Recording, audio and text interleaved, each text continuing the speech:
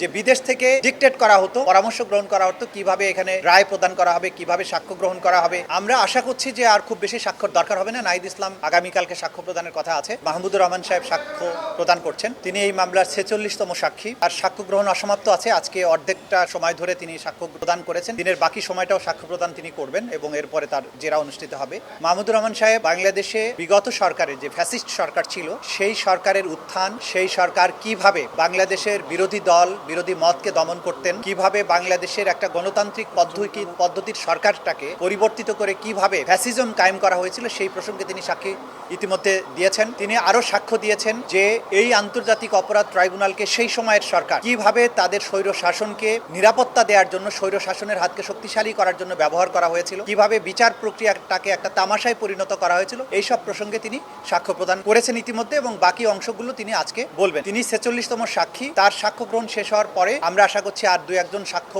প্রদান করার মাধ্যমে এই মামলার সাক্ষ্য গ্রহণ সমাপ্ত হবে এবং সাক্ষ্য গ্রহণ সমাপ্ত হলে বিচারের যে নিয়মতান্ত্রিক যে প্রক্রিয়া আছে সেই প্রক্রিয়ায় বিচারটি সমাপ্তির দিকে ধাবিত হবে। স্বাস্থ্যকর অল টাইম হানিকম, সব সময় অল টাইম হেলদি লাইফ।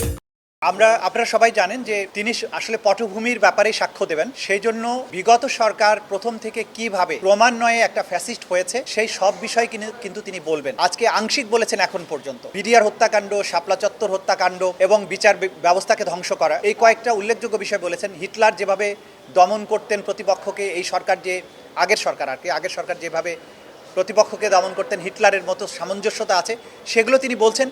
পূর্ণাঙ্গ বক্তব্যের পরে একটা কমপ্লিট পিকচার আপনাদেরকে দেওয়া সম্ভব হবে।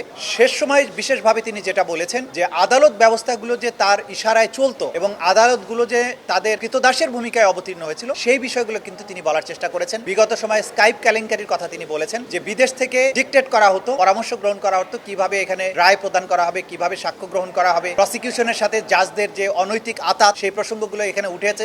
এরপরে এই ট্রাইব্যুনালের যিনি বিচারক ছিলেন তাকে এখান থেকে রায় দেওয়ার বিনিময়ে, অর্থাৎ রায় বলতে সরকারের ইচ্ছা অনুযায়ী রায় দেওয়ার বিনিময়ে তাকে সুপ্রিম কোর্টে বিচারক হিসেবে নিয়োগ করা, প্রমোশন দেয়া, এই যে পুরো বিষয়গুলো কিভাবে একটা ফ্যাসিবাদী রেজিম এরকম একটা দানবে পরিণত হয়েছিল সেই বিষয়গুলো তিনি বলা শুরু করেছেন। আংশিক বলেছেন, বাকিটাও বলবেন। আমরা আশা করছি যে আর খুব বেশি সাক্ষ্যর দরকার হবে না। নাহিদ ইসলাম আগামীকালকে সাক্ষ্য প্রদানের কথা আছে এবং তার সাক্ষ্য গ্রহণের মাধ্যমে আর যে ফরমাল একজন সাক্ষী আছে আমাদের, সেটার মাধ্যমে আশা করছি এই মামলার সাক্ষ্য গ্রহণ সমাপ্ত হবে। আমরা মনে করি যে এই মামলায় প্রমাণের জন্য যথেষ্ট এভিডেন্স ইতিমধ্যে আদালতে আমরা উপস্থাপন করতে সক্ষম হয়েছি। সুতরাং আর কোনো সাক্ষ্য তেমন বেশি প্রয়োজন নেই। সে কারণে এই বাকি দুজনের সাক্ষ্য গ্রহণ সমাপ্ত হওয়ার পরে আমরা মামলাটি সমাপ্তির জন্য প্রেয়ার করব। তার মানে যুক্তিতর্কের জন্য হয়তো পরবর্তীর দিকে আমরা যাব আশা করছি। যদি যেহেতু এখানে কোনো ডিফেন্সের পক্ষ থেকে সাক্ষী দেওয়ার ব্যাপার নেই, আসামি দুজন পলাতক আছেন, আর যিনি হাজির আছেন তিনি যেহেতু দোষ স্বীকার করেছেন তিনি তো আর ডিফেন্সের সাক্ষী দেবেন না। সেই কারণে আমরা ধরে নিচ্ছি যে এখানে ডিফেন্স পক্ষের কোনো আর সাক্ষী আসবে না। সেক্ষেত্রে মামলাটি হয়তোবা যুক্তিতর্কের জন্য নির্ধারিত হতে পারে সাক্ষ্য গ্রহণ সমাপ্তির পরে। এটা তো আদালত নির্ধারণ করবেন আমরা অকাট্যভাবে প্রমাণ করতে পেরেছি কিনা।